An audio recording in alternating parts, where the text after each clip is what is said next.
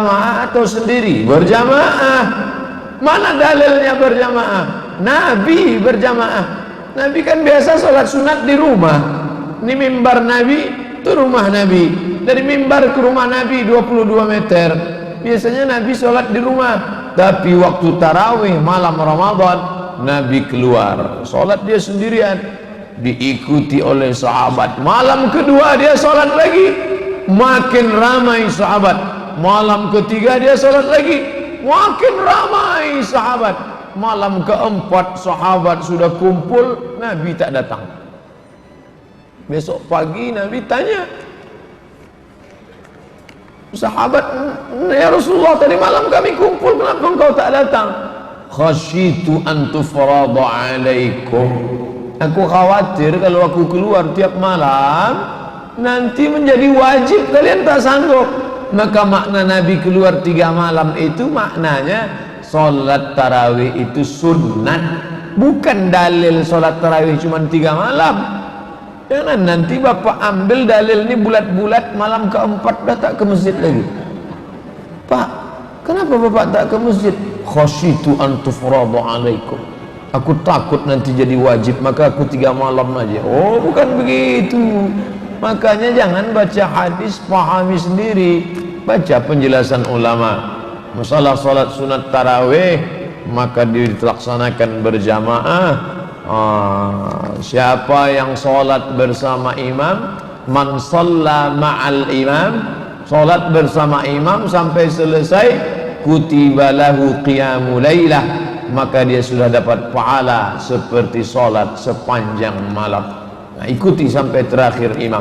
Bagi yang di An-Nur yang paling afdal ikut sampai 23, itu yang afdal. Bagi yang geng 8 baik juga.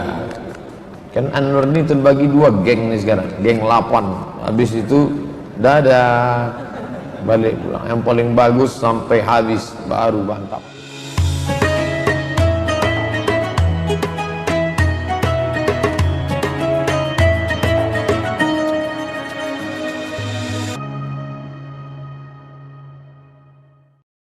Apa hukum laki-laki terawih di rumah dan kawan lain terawih di masjid? Baik. Yuk baloh mola dapat Ramadan baloh terawih.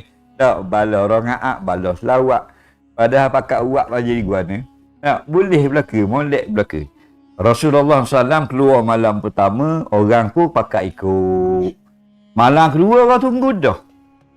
Nabi keluar makin ramai. Malam ketiga ada riwayat malam ketiga keluar lagi, ada riwayat malam ketiga tak keluar dah. Dan Nabi kata, aku tahu mu tunggu ramai semalam, cuma sengaja aku tak keluar semayang rumah lah maksudnya. Takut diperdukan. Mudah agak pula jadi perdu semayang tarawih. Nah, jadi menunjukkan kata ulama, semayang tarawih ini boleh di rumah, boleh di mana saja. Buat di Jabat boleh, tepi laut pun boleh, camping atas gunung pun boleh. Nak di mana-mana. Cuma nisbah afdal di mana? Afdalnya semua benda afdal di masjid. Kerana apa? Kerana Nabi kata khairul buq'ati fil ardi masajiduha. Sebaik-baik tempat di bumi ini masjid lah. Nah, jadi kalau buat di masjid itu afdal. Melainkan ketika kita musafir. Nah, duduk bermukim afdalnya di masjid. Tapi siapa semayang di rumah, hukumnya boleh. Tak usah duduk balah lah. Biar dia nak semayang di rumah tarawih. Tak, dia selesa semayang di rumah. Nak orang yang kerja jual ni bulan Ramadan ni, laku dia pelik, tak macam bulan lain. Jadi turun pukul 5 petang waktu turun barang kata gini. Pukul 12 malam baru siap. Dia kata tak boleh nak semayang tarawih dah. Tak. Pasal kita dapat di rumah pukul 12. Sipang-sipang kena pergi semua pukul 12 dah. Habis dah sejik. Semayang di rumah. Dia kata boleh ke semayang di rumah? Apa tak tahu benda. Boleh lah semayang di rumah. Semayang seorang. Tak larat Ustaz. Pasal malam kerja dari pukul 5 petang sampai 12 malam. Tak larat semayang duduk. Semayang sunat ni kan. Duduk pun tak larat kau Ustaz. Tak larat semayang duduk tidur. Betul tak? Ala jambing tidur. Kaki hadap kiblat, berbatas sutik. Allahu Akbar, niat semayang tarawih. Tidur pun tak larat. Tutup dengan kain putih macam Yasin. Perang. Baik mampu senang. Tak. Apa tidur pun tak boleh. Apa benda ni. Pitih banyak.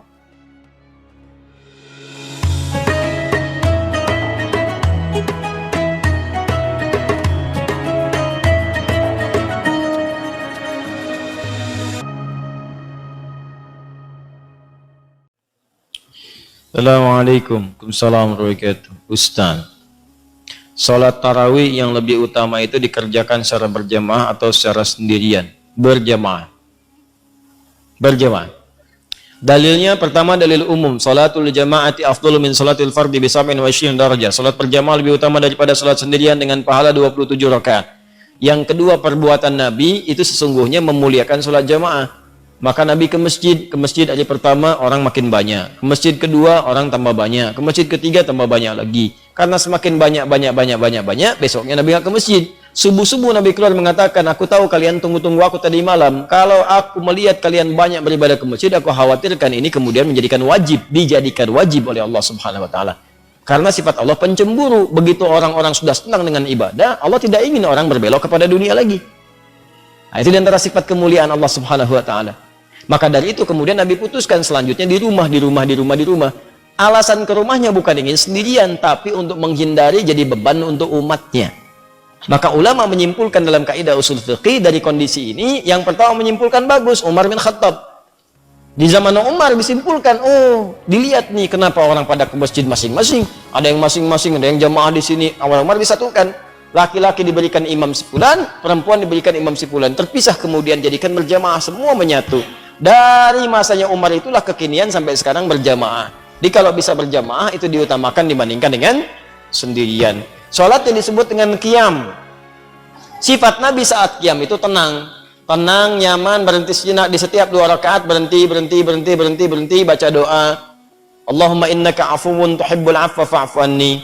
Allahumma innaka afuwun tuhibbul afwa fa'fu anni. Ya Allah, engkau mencintai orang-orang minta maaf. Engkau maha pemaaf, maka aku mengakui aku banyak salah. Aku minta maaf ya Allah, aku minta ampun, ampuni dosaku, minta. Anda ingat-ingat dosa-dosa Anda, mumpung di Ramadan, mumpung Ramadan, minta. Dosa pada ayah, dosa pada ibu, dosa pada tetangga, dosa pada kerabat. Astagfirullah.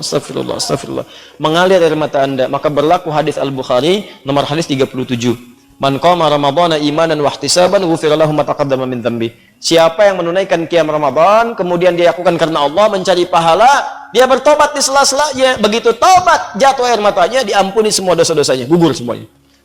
Maka bacaan Nabi bergetar kepada jiwa. Salatnya tenang, istirahat di setiap 2 rakaat. Ketenangan yang melahirkan kedamaian dalam jiwa berpengaruh kepada ruh.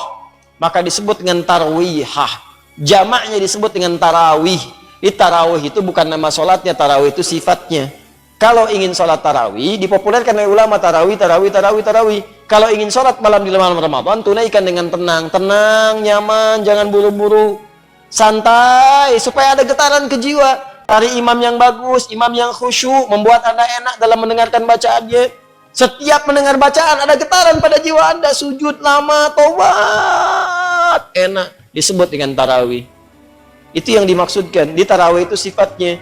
Jadi jangan sampai terjadi Anda sholat 23 rakaat, misalnya cuma 10 menit, yang 11 1 jam. Yang 23 10 menit. Allahu Akbar. Paham ya?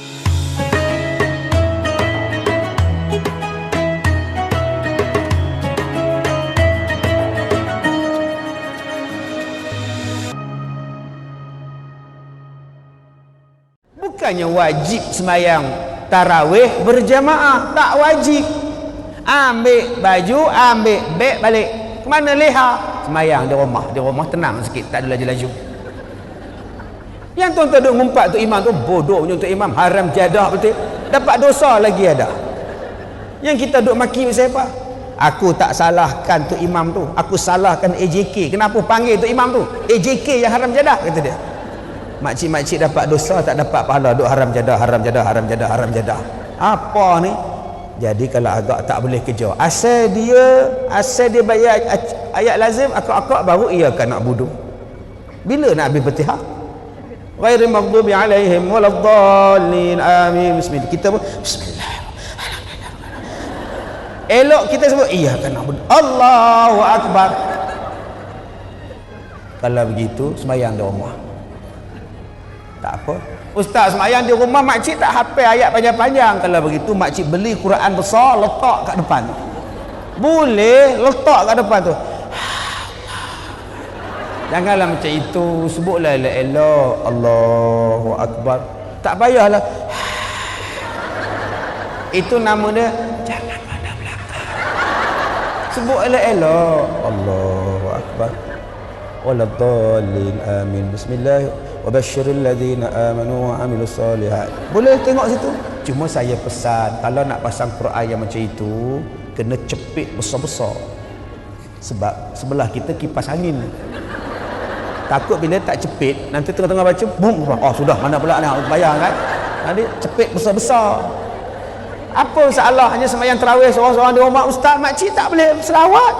Padahal minallah ta'ala tak payah selawat duduk diam-diam. Selawat biasa Allahumma salli ala Muhammad. Sembahyang tarawih ni senang sangat. Kita yang bagi payah. Sembahyang tarawih ni senang. 2 rakaat rehat. Allahumma salli ala Muhammad. Tak mau sebut selawat, tukar subhanallah, subhanallah, subhanallah, subhanallah. Tak mau sebut subhanallah, alhamdulillah, alhamdulillah, alhamdulillah. Semua boleh. Tak nak sebut alhamdulillah, makan. Alhamdulillah. Habis makan, masih lagi 2 rakaat. Allahu akbar. Habis 2 rakaat, agak-agak. Ada lagi kat dapur agak-agak. Dia balon agak-agak pula. Habis 2 rakaat, laksa pula. Pukul 12 baru habis tuan-tuan. Itu adventure nama dia. Nak tidur benda begini, nasib dah di sini tau. Begini je. Di suami balik rumah dia buka pintu tegak kepala dia. Apa head? Tengkuk sakit ke? Tidak. Kalau tunduk keluar balik nasi bang kata dia. Tunduk sikit keluar balik banyak. Itu namanya berterdarah tuan-tuan. Jadi as-salat ini semayang tarawih ke apa benda senang. Semayang je lah. Kalau agak-agak tok imam kita baca slow sangat. Yang ni slow pula. Ya, tok imam veteran. Lama gila. Allah. Saya terkena 5 hari lepas. Saya ceramah lepas isyak. Saya singgah sembahyang masjid. Dah lah slow, tak dengar pula. Allah. Alhamdulillah. Ketok-ketok dah rasa. Iyyaka na'budu wa iyyaka nasta'in. Patutlah ada dosa ya. Yang laju macam amin, terkejut dia. 2 kali, 2 amin saya tak bayarlah, saya lari pergi tempat lain. Punya kuat dia tu amin. Saya pasti di belakang lansir orang perempuan tu kompom tak tahu apa jadi. Yang dia tunggu amin je tuan-tuan. Kompom makcik tu mengendap siapa? Untuk imam malam ni.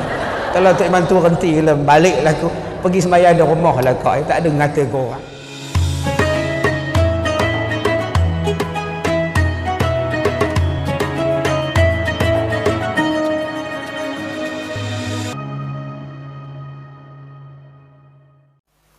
Lah dia tidak mengerti apakah sholat tarawih harus pakai Bilal.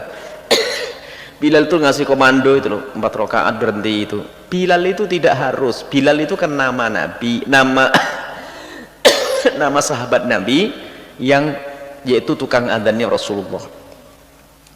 Kemudian digunakan istilah untuk orang memberikan komando dalam sholat. Sebetulnya Bilal itu adalah untuk mempermudah hitungannya saja.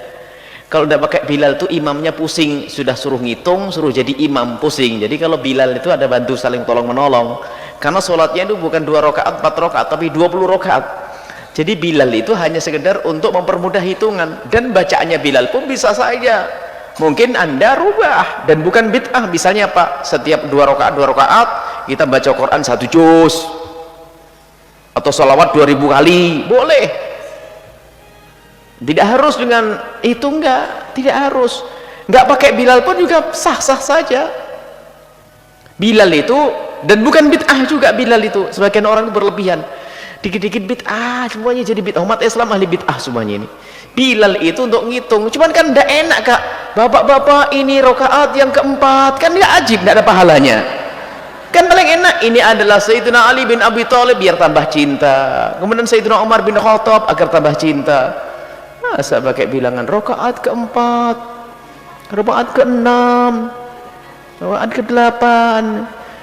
Jadi itu boleh-boleh saja. Kalau seandainya pakai rakaat keempat juga sah, nggak apa-apa. Cuma tidak ada pahalanya kan gitu ya. Pahalanya ngasih tahu aja, pahala dzikirnya nggak ada. Tapi para ulama mengajari biar ngomongnya yang benar. Jadi Sayyidina Imam Ali bin Abi Thalib yang pertama, Abu Bakar, Umar, Uthman, kan 4 kemudian 4 kali 4 berarti 16, ditambah lagi selesai 20. Hitungannya gampang. Kalau sudah Abu Bakar As-Siddiq, kalau Ali bin Abi Thalib sudah seneng itu, sudah hampir selesai kan gitu. Itu hitungan saja.